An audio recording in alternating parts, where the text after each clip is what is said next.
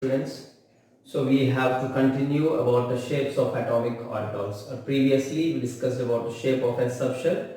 S orbital is a spherical and non-directional. I was given, and how to calculate nodal planes and excuse me, nodal points. I was given in previous, and for p orbitals also I was given. P orbital shape is a dumbbell shape, and now we have to discuss about shape of d orbitals. I won't waste time much. I will continue with the d subshell now. For d subshell, L is equals to 2, correct? L is 2 means m values are from -2, -1, 0, +1 and 2. These are the total 5 m values. -2, 2 plus 2. Like that, the total m values, how many means? 5. Those are also called total orientations. Total orientations formula 2L plus 1. So L value is 2, 2 2s are 4. So 2 into 2 plus 1. 2 into 2 plus 1. That means total 5 orientations. 1, 2, 3, 4, 5 orientations. The m value is 5, therefore there are 5 degenerating orbitals. 1, 2, 3, 4. 1, 2, 3, 4, 5. 5 degenerating orbitals. Okay, so here what are those 5 degenerating orbitals? Means dxy, dyz, dxz, dx square, y square and dz square. Remember all these. So there are total 5 degenerating orbitals. One is dxy, dyz, dxz, dx square, y square and dz square. Okay, these three are identical. So dxy, dyz, dxz. These are the orbitals of d subshell, degenerating orbitals of d subshell, in which the probability of finding electron on xy plane, this dyz means probability of finding electron on yz plane. Here probability of finding electron on xz plane, like that. Okay, so here what is the shape next? Shape of d orbital. Shape of d orbital is double dumbbell is the shape. Very important. Shape of d subshell is what? Double dumbbell. Shape of p, just dumbbell. Dumbbell has 2 lobes I was given. Dumbbell means for p I was given like this, 2 lobes. For d there will be a 4 lobes you will have. How many lobes? 4 lobes. Let's see one by one. So here dxy I will draw here. dxy. What is dxy here? Let's see. So I am considering 2 axes. One is x-axis and one is y-axis, like this. Okay. So dxy will be like this. 2 lobes on this and 2 lobes like this. This is dxy. What is this? dxy. That means probability of finding electron on, I'll write here, probability of finding electron on what? Xy plane. Probability of finding electron on xy plane, that is dxy. So can you say what is dxy? You understood? Okay, it is x-axis and it is y-axis. So between the axis is called plane. Understanding? So in that plane you have lobes, so 4 lobes. That's why double dumbbell. So double dumbbell we call. So what is dxy? I repeat, the probability of finding electron on xy plane. What plane? Xy plane. So can you write now d? So like this, dyz like that. Okay, z I can write like that or normally. Okay, so how you will have, this is now y-axis and z-axis I have to consider.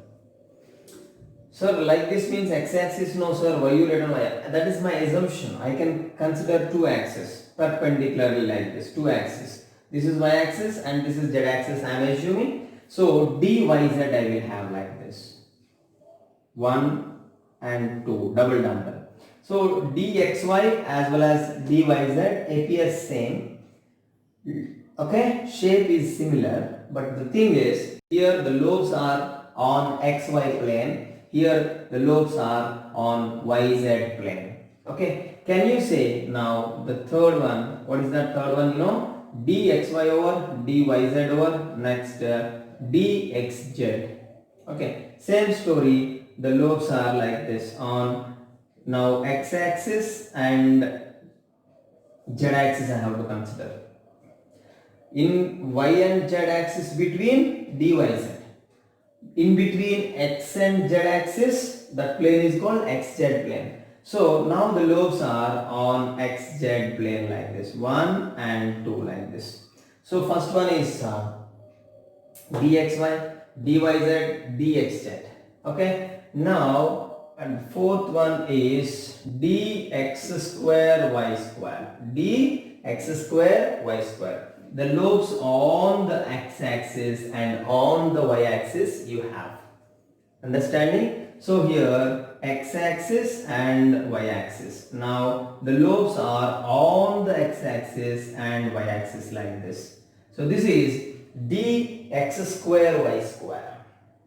See what you are observing here, dxy, dyz, dxz, the probabilities of finding electron in these three on plane.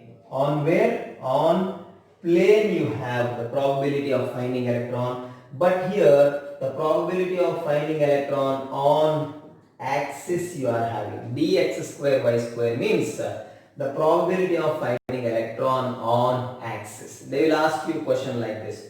In which of the following orbital probability of finding electron on the axis? They given these four options: dxy, dyz, dxz and dx square y square. So this is the answer, because in dx square y square the lobes on the axis. So probability of finding electron on what? On x-axis and on y-axis. That is dx square y square, and the last and final, that is dz square. Remember, in dz square the probability of finding electron only on z-axis. This is x and this is y and this is z I am considering. What I am saying, dz square means the probability of finding electron only on z-axis. So the lobes are like this, but this is completely exceptional. Everywhere if you see the remaining four, dxy, dyz, dxz, dx square, y square, the four lobes you have everywhere. Of course, these four lobes are on plane, but here four lobes on axis. But here only two lobes are like this and the remaining two lobes are spherical like this. Spherical. Understanding? So dz square is completely different from these remaining four. So for dz square, two lobes are like this, but the remaining two lobes are in spherical manner. That's why this is non-directional like S. Which of the following subshell has similar properties or similar way of orbitals like S? They will ask you. So dz square has similar. So for dz square the m value is 0. Very important. Very important. Like S subshell m value is 0. Understanding? So like the dz square has m value 0. M means magnetic quantum number. I was given now for this -2, -1, 0, 1, 2. For these four can have any m value, but for these four d subshells m value can never be 0 for these four. M is 0, that means dz square. M is 0 either S or dz square. Or for F also one more is there. Understanding? For F you have one, that is fz cube, and here dz square has m value 0, and for S subshell m value 0 you will have. Understanding? So for px, py, pz m value can be 0 means all three can have any one value for p subshell. For p subshell no exceptional. So px, py, pz -1, 0, +1. Okay, but for D subshell there are 5 degenerating orbitals and their shapes I was given, and one exceptional case I was given. Dz square has 2 lobes and 2 spherical lobes like this. You observe, this is one and this is another. Dz square. So lobes on z axis you have, at the same time spherical lobes if you have, there is no direction. That means probability on x and y also you have. That's why for dz square m value is 0. This much of time I am spending here because it's very important. Dz square has m value 0. So have a screenshot, sir, everyone, and write down all these things. Okay, so shape of d orbital we have now. Okay, so for d orbital, how many degenerating orbitals we have? Total 5 we have. So how many nodal planes you have? Nodal planes. Nodal plane means L only. So 2 nodal planes. So nodal plane we have no need to talk. But nodal points, that depends on n value also. So nodal plane, nodal planes, what is the formula? Simply L. What is L? Azimuthal quantum number. So for D orbital or subshell, what is the L value? L is 2. Therefore, for D subshell, how many nodal planes? So for D subshell nodal planes is equal to 2. Excuse me. Why for D subshell nodal planes are 2? Because L value is 2. Nodal planes is equal to L. Suppose dxy, what are the nodal planes? Nodal planes are what? Remaining 2. That is yz and xz are the nodal planes for dxy. Because there are total 3 planes. How many planes? 3 planes. What are those? xy, yz and xz. And what? xz. There are 3 planes. So for dxy, these two are nodal planes. Means in which the probability of finding electron is 0. Understanding what I am saying? So why for dxy the nodal planes are yz and xz? Because dxy means probability of finding electron on xy plane. That means probability on yz and probability on xz planes will be 0 or not. That's why they are nodal planes for dxy. Similar way for excuse me, for dyz, what are the nodal planes? Means remaining 2, that is xy and xz are the nodal planes. For dxz, what are the nodal planes? Simple, first 2. For dxy, what are the nodal planes? Means xy and yz are nodal planes. Okay, for dxz, the nodal planes are xy and yz. So for this dz square, there is no nodal planes. In general, you only said no sir, any d orbital has L value 2. Then for dz square, why you are not saying 2 nodal planes? Means I told no, this is non-directional.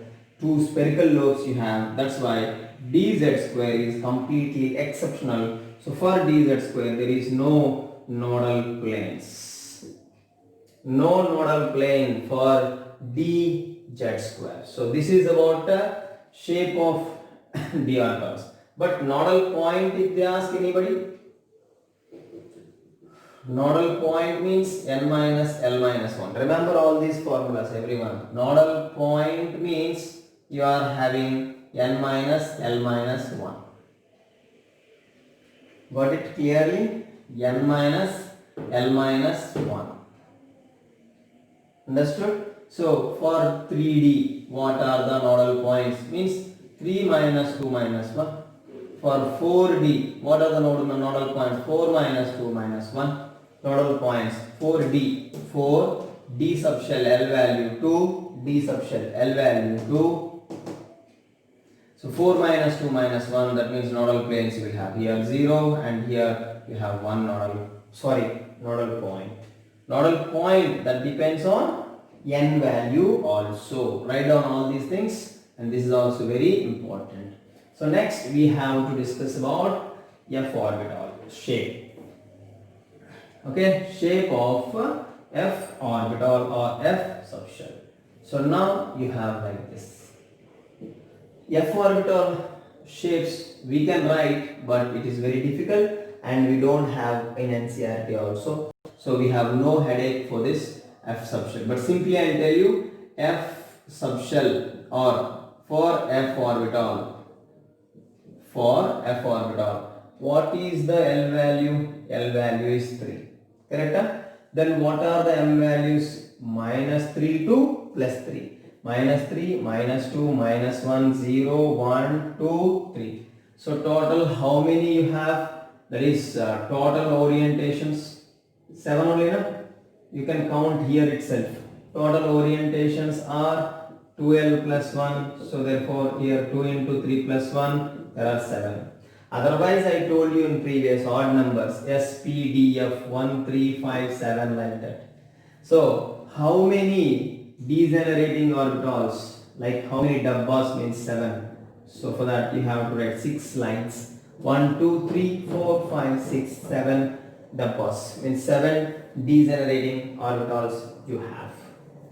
Understood clearly? So, what are those 7 degenerating orbitals? So because 7 orientations you have, and 7 orientations are somewhat difficult to remember, so you have no need to remember, but just for knowledge I was given here, so you have no need to worry, and me only saying you have no need to by heart, but simply one thing you remember, f z cube you remember, because for f z cube the m value is 0. So remember this one, that is enough actually. So what are those 7? I will tell you just for 1 minute.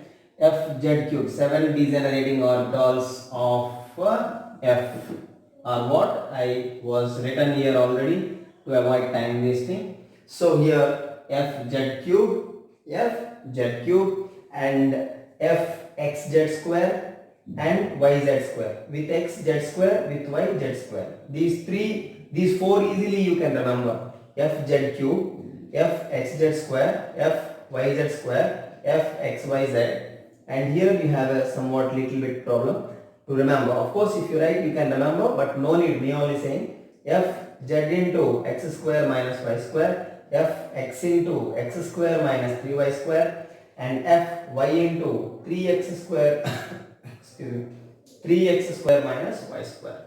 So for which degenerating orbital the magnetic quantum number value will be 0 for F subshell, means Fz cube has m value 0. So what you can remember easily, you know, for F L value is 3, that well known.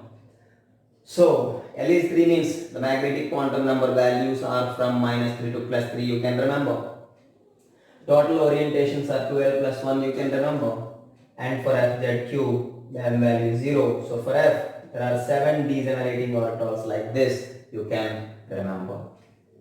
Got it clearly? So this is about the shapes of atomic orbitals. So I have to explain very clearly about all these. That's why, that is only the reason I was explaining these d orbitals and f orbitals today. Okay.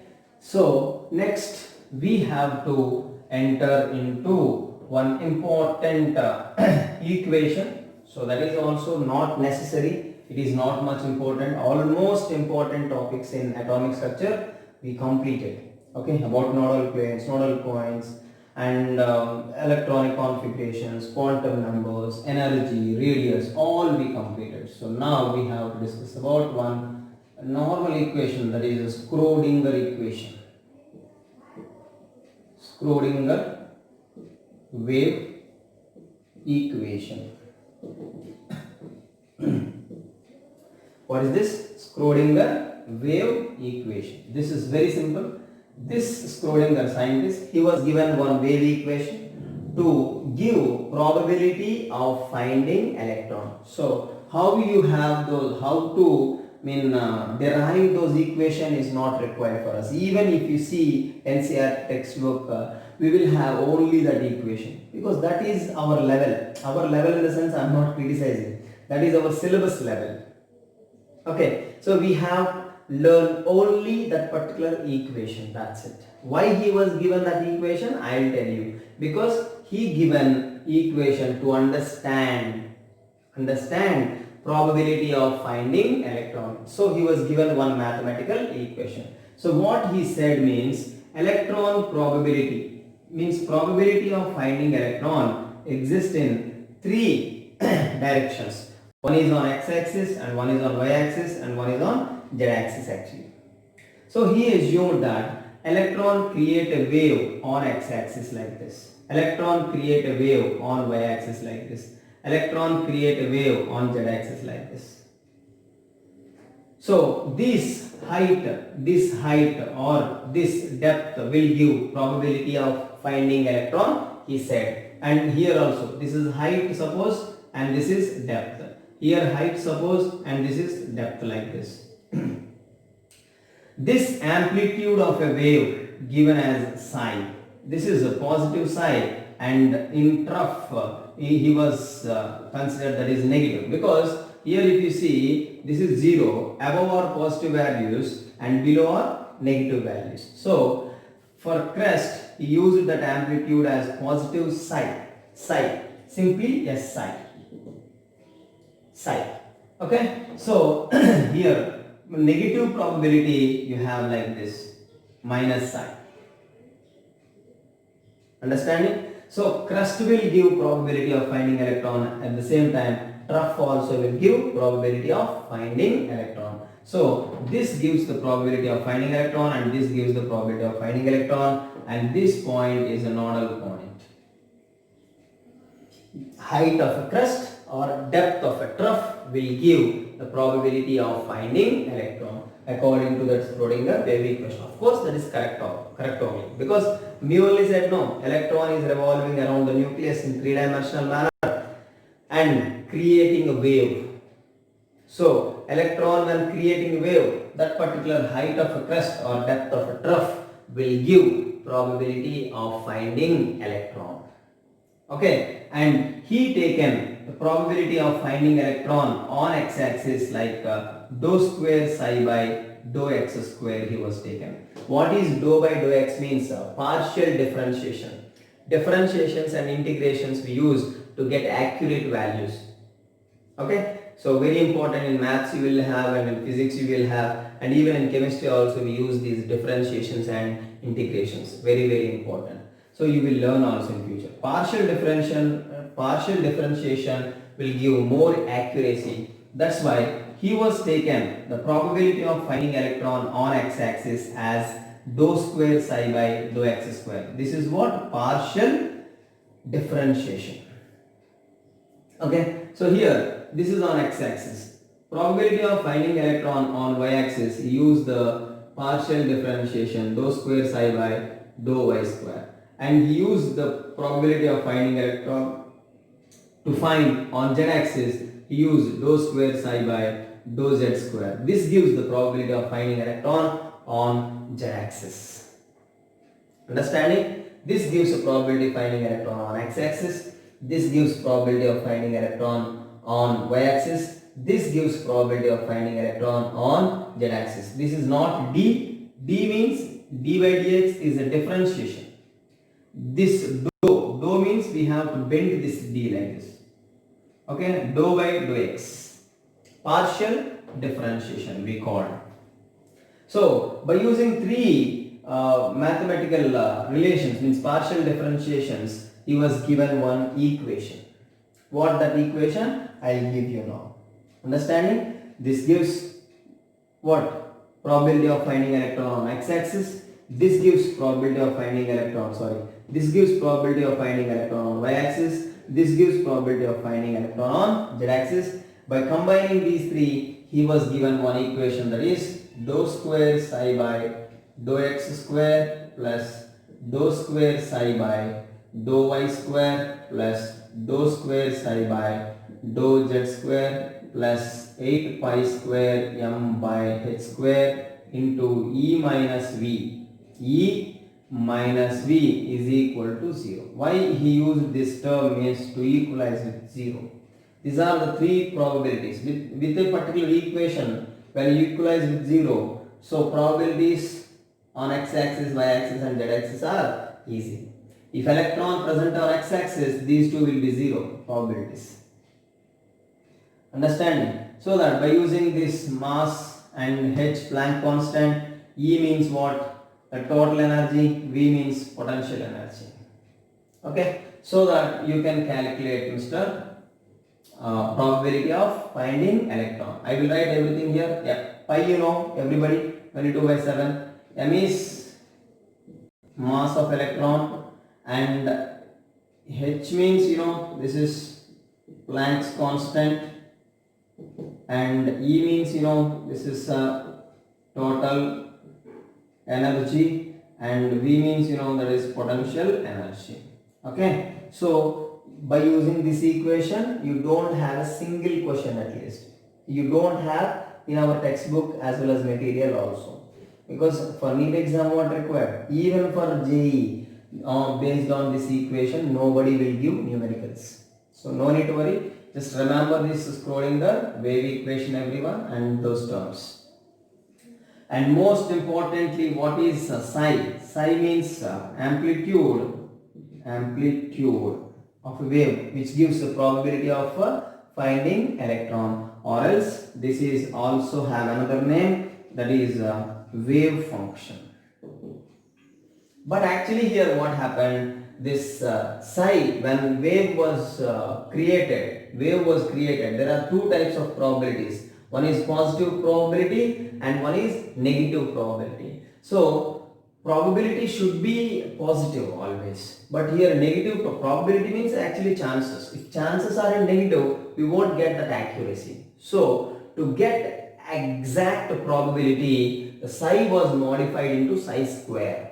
Why psi was modified into psi square? Because to have accurate probability. So psi was modified into psi square. This is called probability function. Probability function. Why psi was modified into psi square? Because psi should be positive. Probability should be positive. That's why psi was further modified into psi square. But he was given with psi only. But here squares were taken to get negative probabilities into positive probabilities. So psi was converted into psi square. Psi square is probability function. Why converted? To convert negative probabilities into positive probabilities. Okay. So psi should be, I will say about psi should be single valued and psi should be positive valued and psi should be continuous.